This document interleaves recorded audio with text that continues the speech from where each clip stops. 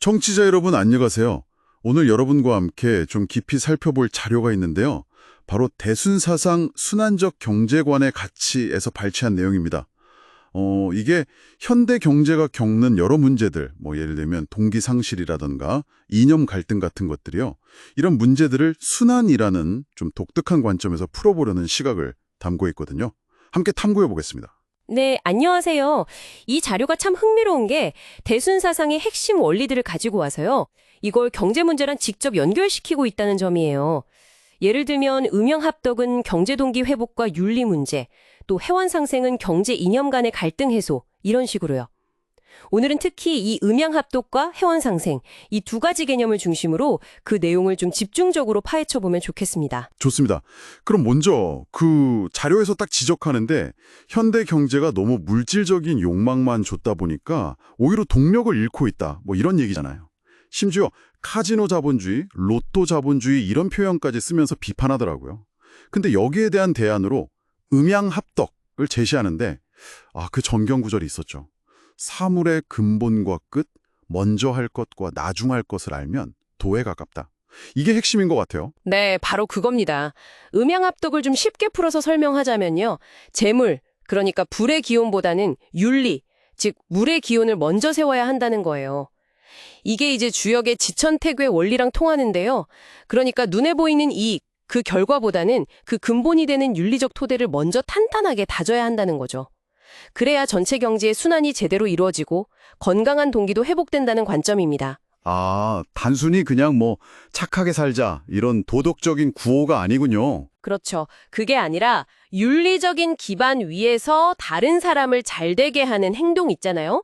그게 결국 순환의 원리에 따라서 나에게 더 큰 이익, 복록으로 돌아온다는 어찌 보면 시스템적인 접근이에요. 그래서 자료에서도 보면 교육 문제까지 언급하는데 개인의 이익 추구, 관리 복록 얻는 것에만 너무 집중하는 세태도 비판하고 있거든요.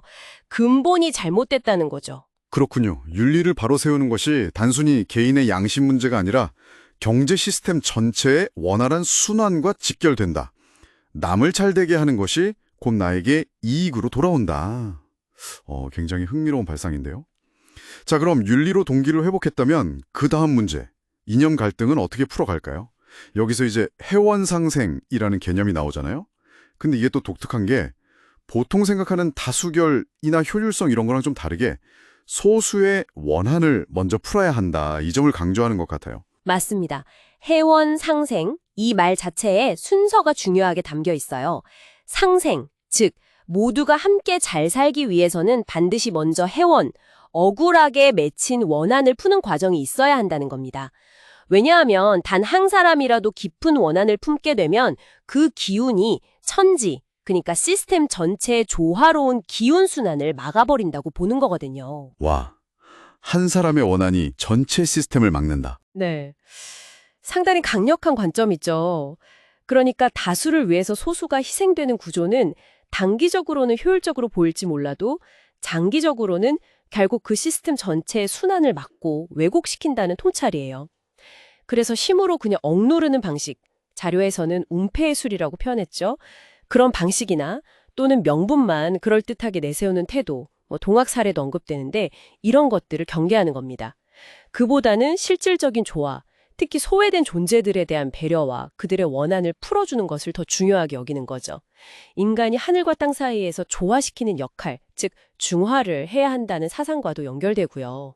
이야, 이건 정말 기존의 효율성 중심 경제 논리와는 상당히 다른, 어쩌면 정반대의 접근법 같은데요. 소수의 원한 해소가 우선이다. 좀 급진적으로 들릴 수도 있겠어요. 자, 그럼 정리해보면 대순사상의 이 순환적 경제관, 즉 음양합덕과 해원상생, 이 오늘날 우리 청취자 여러분께 던지는 메시지는 뭘까요? 이게 그냥 추상적인 이야기가 아닐 텐데요. 그렇죠. 이 자료가 시사하는 바는 단순히 어떤 거시적인 경제 시스템의 문제에만 국한되지 않는 것 같아요. 우리 각자의 아주 미시적인 생각 하나, 행동 하나하나가요. 사실은 보이지 않는 거대한 순환의 고리 속에서 서로 영향을 주고받는다는 점을 일깨워주는 거죠. 아까 인용하셨던 전경의 또 다른 구절이 있는데요. 내 말을 믿으면 살 길이 열릴 터인데 하고 생각만 가져도 그들은 모르나 그들의 신명은 알 것이니 덕은 너희에게 돌아가리라. 이런 내용이 있어요. 생각만 가져도요. 신명이 한다. 네, 여기서 신명이라는 건 뭐랄까 눈에 보이지 않는 어떤 의식의 차원 혹은 영적인 차원이라고 해석해 볼 수 있을 텐데요. 우리의 생각이나 마음가짐조차도 그런 보이지 않는 영역과 상호작용하면서 순환의 일부가 된다는 의미로 받아들일 수 있겠죠. 그렇군요. 보이지 않는 연결과 순환, 생각보다 훨씬 더 깊은 차원의 이야기네요. 네, 그래서 만약에요, 우리가 정말 일상적인 활동 속에서 예를 들어 물건 하나를 사는 소비 행위, 아니면 직장에서 동료와의 관계 맺기 같은 아주 평범한 경제 활동 속에서도요, 이런 상호 연결성, 그리고 순환이라는 관점을 한번 적용해 본다면 어떨까 하는 거죠. 나의 이 작은 선택 하나가 혹은 그냥 스쳐 지나가는 생각 하나가 과연 어떤 보이지 않는 타장을 만들고 또 그게 돌고 돌아서 궁극적으로 나 자신과 우리 공동체에 어떤 결과로 되돌아올까? 이런 질문을 스스로에게 던져보면서 한번 진지하게 성찰해 볼 기회를 제공하는 것이 아닌가. 네, 그런 생각이 듭니다.